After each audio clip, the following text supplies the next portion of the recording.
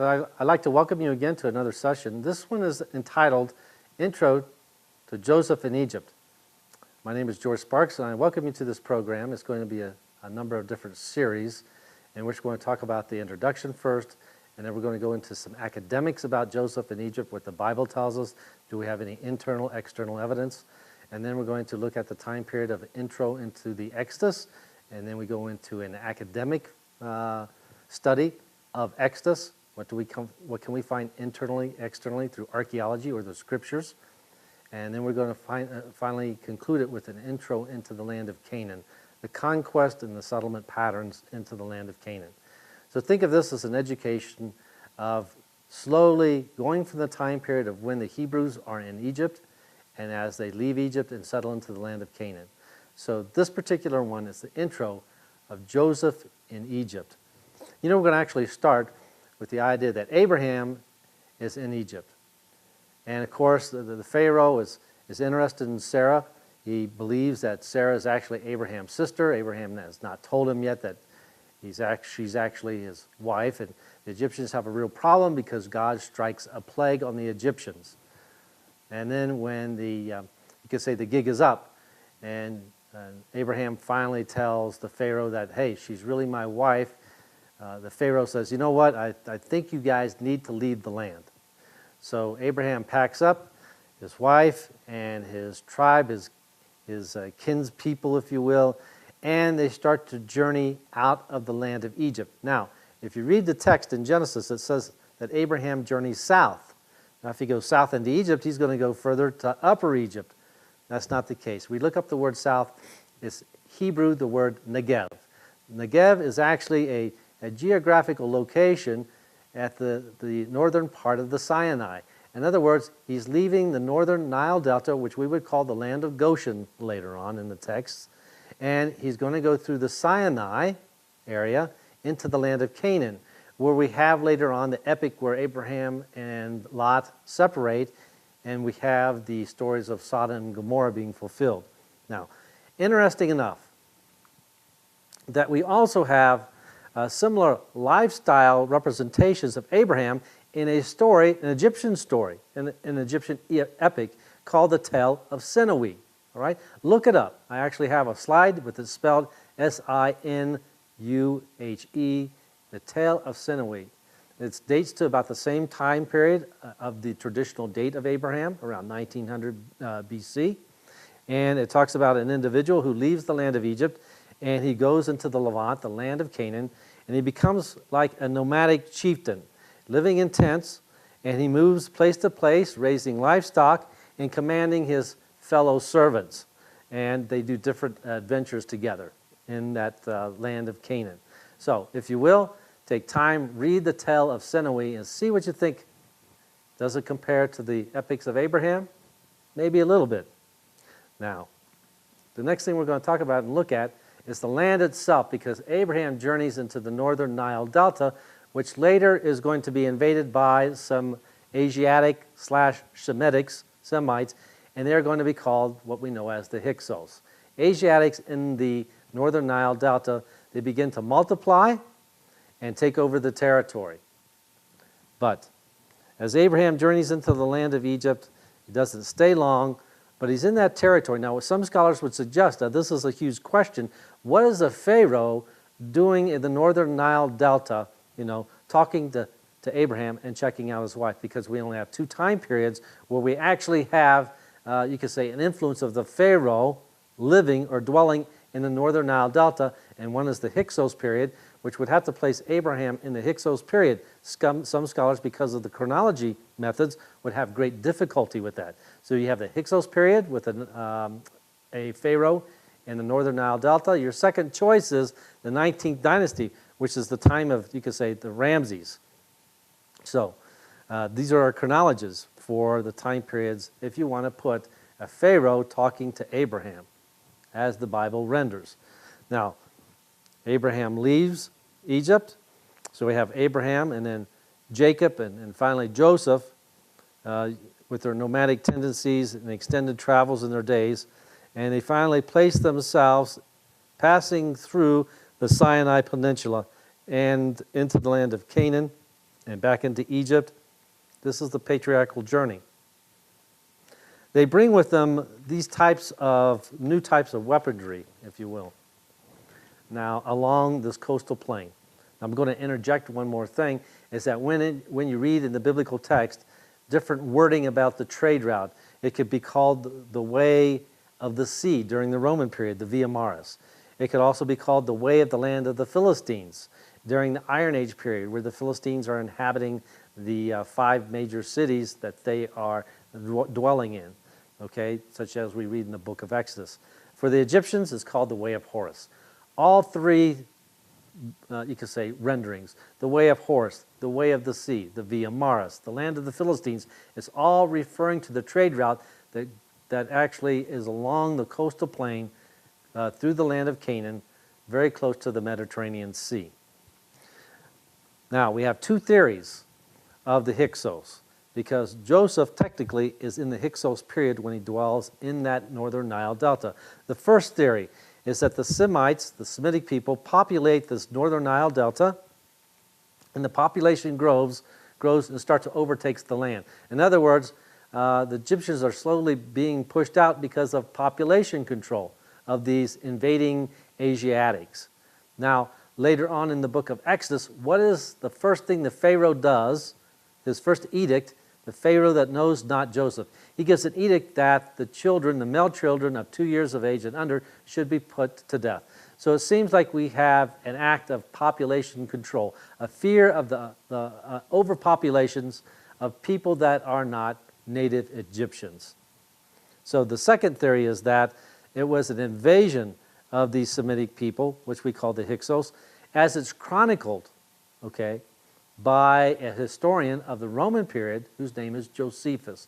Josephus tells about the invasions of the Hyksos in a second-hand method, if you will, through the writings of a Hellenistic Egyptian priest called Manethos. All right? So Manethos says at one time in the northern Nile Delta, it was overtaken by foreigners, all right, and they controlled that territory. And it is through the time period of the foreigners' invasion and settlement that Joseph and the Hebrews later arrive. Now, I got a slide that actually is a drawing of the different types of weapons that the Hyksos would be using. In the slide, you see like part of a knife blade, and then you have a little type of, you can say, hammer, and towards the bottom you have a tomb, a Hyksos tomb. So we have different types of weapons being used during the Hyksos period. The Hyksos also may have introduced what we call the chariots. As they migrated from Mesopotamia through the land of Canaan, they brought with them the technologies of the chariot, and they introduced that into the land of Egypt. There's very little, if you will, very little evidence in archaeology that actually proves that Joseph, the actual Joseph himself, was in Egypt, or very little archaeological proof for the Exodus. Now, I mean a people group, but we can look at the text and see if there's any evidence, so you could say external evidence or internal evidence, that this actually occurred by what we read. In other words, if somebody was actually there, they should be able to record these events somewhat properly, disclosing the information of what happened at that particular time. So we're going to be actually reading, and this will be your assignment, if you will, the Joseph story in Genesis chapter 37 and 50. So later on, when you have time tonight, open your Bibles and read Genesis chapter 37 and 50. Now, Joseph had a skill. Joseph's skill was not just having dreams. Everybody has dreams. Joseph's skill was interpreting the dreams. And remember what one of his first dreams was, is that he actually visioned 11 stars plus the sun and the moon bowing down to him. Now, it just so happens that Joseph had 11 brothers plus a father named Jacob and a mom. So maybe the dream was symbolic that his family was bowing down to him. Now, if you have a dream like that and go and tell that dream to your brothers and sisters, you could probably expect the same type of response that Joseph had. His family was kind of upset with him. So was his family going to bow down to him? So Joseph has that particular type of dream. So Joseph is not just a dreamer, but worse than that, he's his father's favorite son. How do we know that he's his favorite son? The Bible actually says Joseph was his father's favorite. How do you make that? How do you think it makes his brothers feel when the Bible actually records that, hey, guess what? Joseph is his favorite. His father actually gives him a coat of many colors. And there's also plays that depict Joseph's technicolor dream coat. Really, when it talks about the coat of many colors, it means a coat of colored cloth, a coat of colored cloth. So Joseph goes to see his brothers in Dothan. So he's going from, you could say, Hebron, where his father's at, and he's going all the way up to Dothan, chasing down his brothers. And when his brothers finally see him, they say, hey, isn't this the dreamer of dreams? The guy that says that we're going to bow down to him? And they say, let's kill him. Well, they decide instead of killing him, they're going to actually put him in a well. And when they put him in the well, some Ishmaelites come along, and they decide to sell him to the Ishmaelites. The Ishmaelites takes Joseph into Egypt, and basically this is where the story, the epic, begins, in Egypt. Now, what's interesting, though,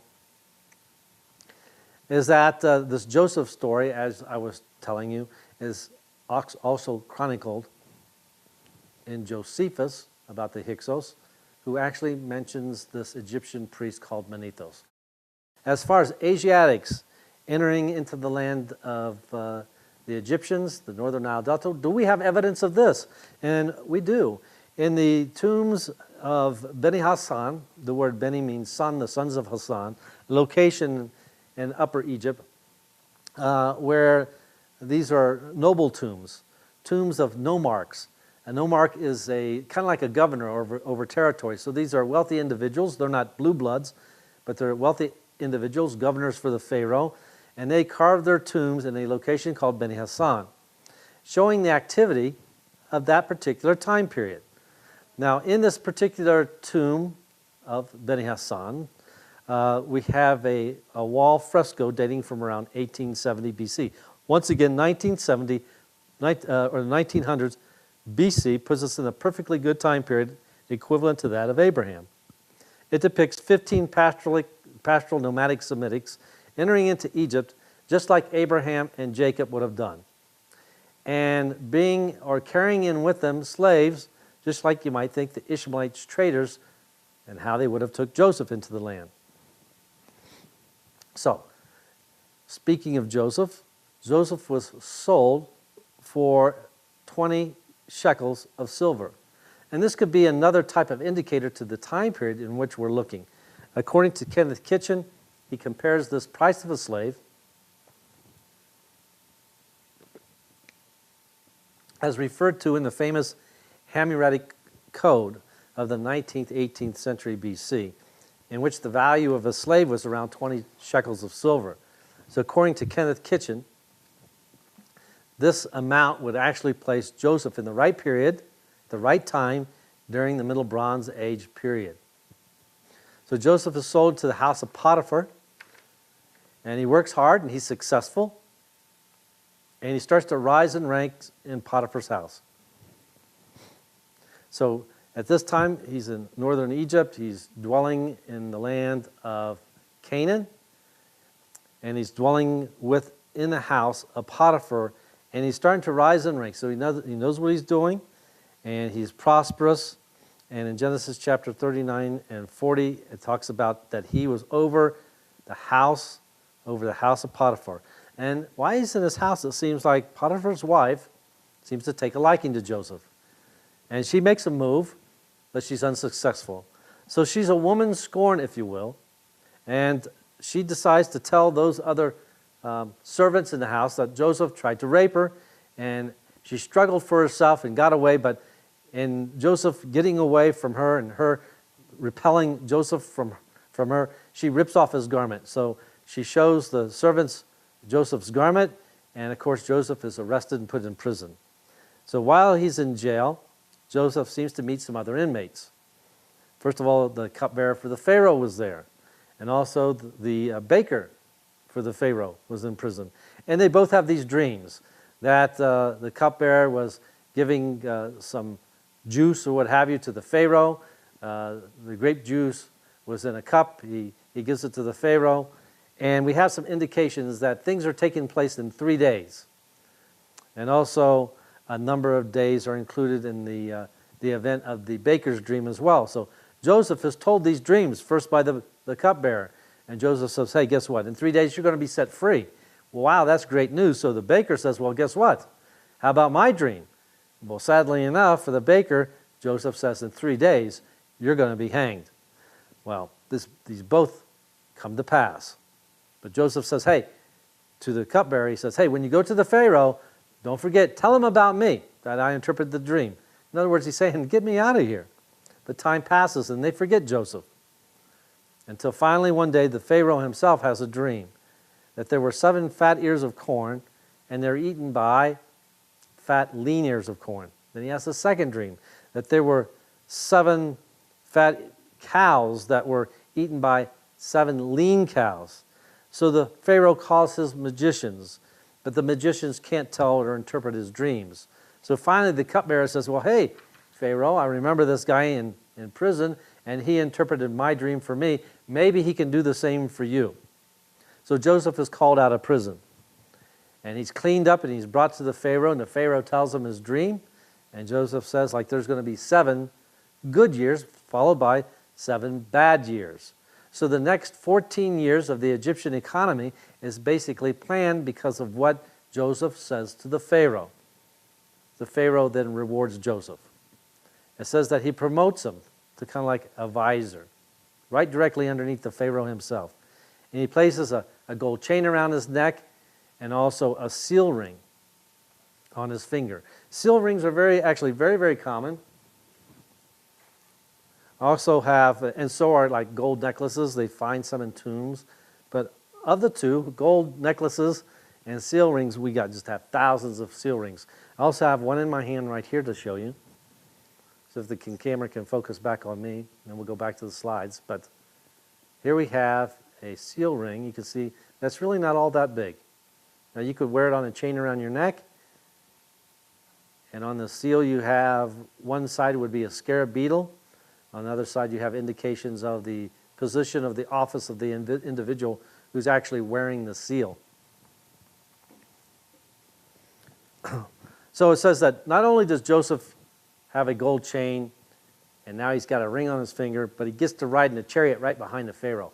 That's another indication of the time period that we're in, because the Hyksos bring the invention, if you will, the technology of chariots into the land of Canaan. Another indication of the Hyksos period is that the Pharaoh is in the northern Nile Delta. And there's only certain periods, as we know, that we have a pharaoh living in the northern Nile Delta, the Hyksos period and later on the 19th dynasty. Now, what about Joseph's family? Well, sadly enough now, Joseph's family is living in Canaan, and his family is going hungry. So Israel, his father, sends his sons to go get grain in Egypt. Except for the littlest one, Benjamin. He's staying at home because he's the sole survivor of Israel's favorite wife, Rachel, who's also the mother of Joseph. Now, both the Hebrew and the Arabic name of, you could say, Benjamin, or Ben-Yamin. When you say Ben, it means son of, and then you say Yamin. That actually means the right. So it means the right Ben-Yamin. It means the right hand of the father. So the right hand was a position of honor. So you have Joseph, who is supposedly dead, which was his father's favorite. His next brother was Benjamin, and his name means his father's right hand. Now, it's interesting also to put this note that when we get to, let's say, New Testament times, we have scriptures that say the sheep will go to the right and the goats to the left. It's an indication of power and authority, okay? But we also have indications where Jesus will say, you will see me coming at the right hand of my Father. A number of times in the Bible it refers to the right hand as a place of, you could say, honor. But what's interesting is when we look at little plaques made of terracotta, sometimes carved out of lime, it shows an individual, a man or a woman, reclining on a mattress. I mean, lying down. and they're actually reclined in these Middle Eastern cultures to eat. We sit in our Roman culture, Greek culture, we like to sit around the table. In the Middle Eastern cultures, they lie down. So on these little plaques, they are reclining, and they're usually reclining on their left side. So they're reclining on their left arm, and they're actually using their right hand, if you will, to dip into a bowl and to eat. Now, why would they do that? Because your left hand would be unclean in the Near Eastern traditions, because you're using that to cleanse yourself, your bodily functions, and you use your right hand to greet people and also to eat. So the right hand is clean, it's a position of honor, where the left hand is not. So that's just a little memento on there. So his sons, his brothers come into the land of Egypt, and they receive the grain, but Joseph puts money back in the sack, and then they go back to their father, and their father says, hey, what's the money doing back in with the grain? Aren't you supposed to use the money to pay for the grain? But here it is back in the sack, and their father gets a little bit worried, thinking like, what has his brother's been up to again? Or are we in trouble of some sort? Well, this next trip into Egypt, they got to leave their brother Benjamin, all right? And the reason for that is Benjamin supposedly had taken a silver cup off the table, the dining table of Joseph. Now we know that Joseph put the cup there in the sack of Benjamin, so that would be discovered, so he would have an excuse to keep Benjamin, and the rest of the family would show up later. Guess what? Once again, the gig is up. Israel shows up. Joseph can't contain himself anymore, and he reveals himself to his father and to his brothers, and there's a great family reunion. All right? So that's basically a little bit about the entering of Joseph in the land of Egypt and also the Hebrew people. Now, they live in the region called Goshen because this is the location where the shepherds are kept. The actual office or occupation of shepherd is unclean to an Egyptian because of the hair of the sheep and the goats. And basically, your Asiatics had beards and long hair. Egyptians were clean shaving. They really didn't take on to that too well. Interesting to note that in the text it talks about how finally Israel passes away. Israel passes away, and it says that Israel is mummified. Jacob is mummified. He dies, and it says he's mummified for 40 days, and there's a total of 70 days of mourning. In Genesis chapter 50 and 11, it mentions, and when, and we got some more slides to show you here.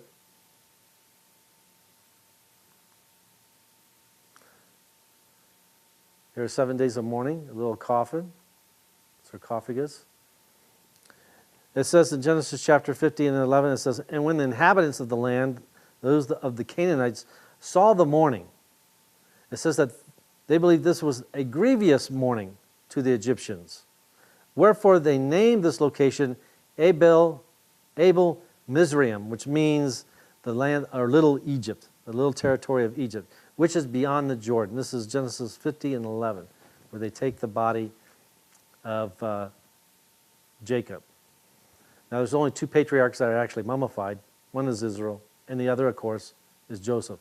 Joseph's body is left in Egypt. He says, don't take my bones out until the prophecy is fulfilled. And God promises that we are going to be taken out of the land. Once we leave the land, don't forget to take my bones out of the land also. Now, we have this archaeology in Egypt. Did they find the house of Joseph? This is an interesting epic, you could say, evidence that has kind of hit the archaeological scene in the last couple of years. Did they find the house and the tomb of Joseph? Well, what do you think? We're going to talk about it, and then you can look it up and decide for yourself.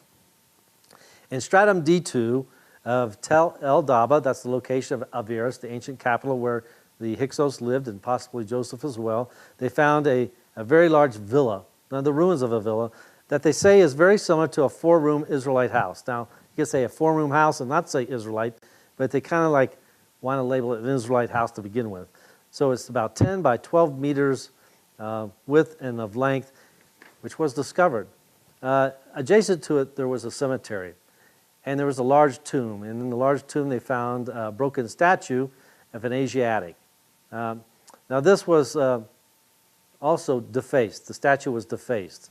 And many scholars believe that when the Hyksos kingdom was overthrown, the Egyptians came in and defaced the statue. All right? So that leads us to the belief that maybe because of the color of the statue, the way it looks, the design, it was very Asiatic. Here you have an artist's reconstruction of the house and also the statue itself.